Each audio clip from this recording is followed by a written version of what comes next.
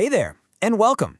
So, you want to make reading in English a real, enjoyable part of your daily life, but you're just not sure where to even start? Well, you're in exactly the right place. Today, we're going to break down how you can build that habit, and trust me, it's way easier than you think. You know that feeling, right? You pick up a book in English, see how thick it is, notice all those complex words, and suddenly, all your motivation just vanishes. I totally get it, and you are definitely not alone in feeling that way. But what if I told you the answer wasn't about studying for hours and hours? What if the key to all of this was just this number, 10? Yep, just 10 minutes a day. That is the simple, super powerful solution we're going to unlock together.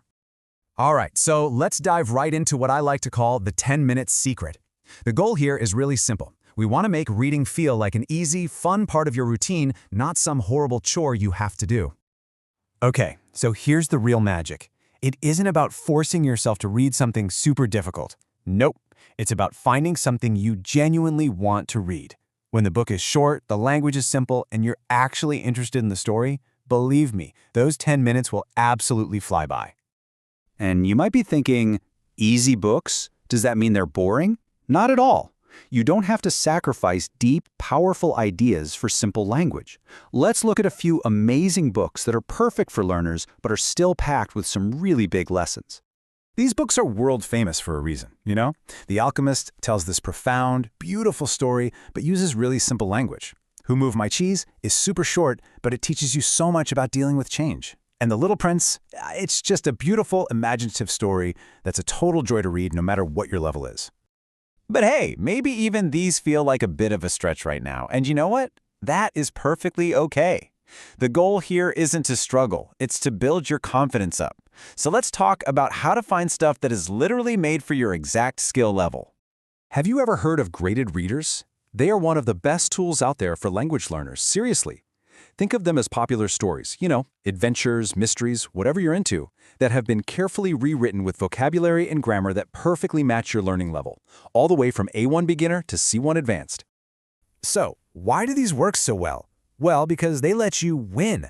You can actually finish a whole book without having to stop for a dictionary every 5 seconds. That builds incredible momentum and, more importantly, confidence. Big names like Penguin Readers and Oxford Bookworms are fantastic places to start looking. Now, what if you want to start reading right now without buying a single thing? No problem at all.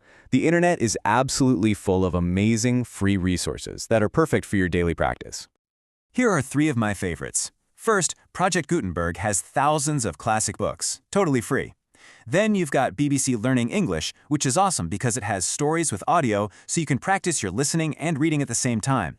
And Storynory is perfect for that easy, gentle daily practice, also with text and audio. Okay, so we've got our books, we've got our websites, we have our 10-minute timer ready to go. Now let's talk about the most important part, the psychology behind why this whole method actually works. Let's talk about the power of consistency. Just think about these 2 different approaches for a second. On one side, you've got someone who crams all their reading into one big hour every Sunday. On the other side, you have someone who reads for just 10 minutes, but they do it every single day. Which person do you think is building a real, lasting habit? This right here, this is the core message. Let that sink in for a moment. It's not about how intense you are. It's about how frequent you are. That small daily action keeps the language fresh in your mind, and it slowly becomes a natural part of your life. And hey, if you need proof, it's just simple math. Check it out. 10 minutes a day, 7 days a week, that's 70 minutes. That's actually more reading time than not single 1-hour session. The small, consistent habit really does add up to more practice. And the payoff for being that consistent is huge.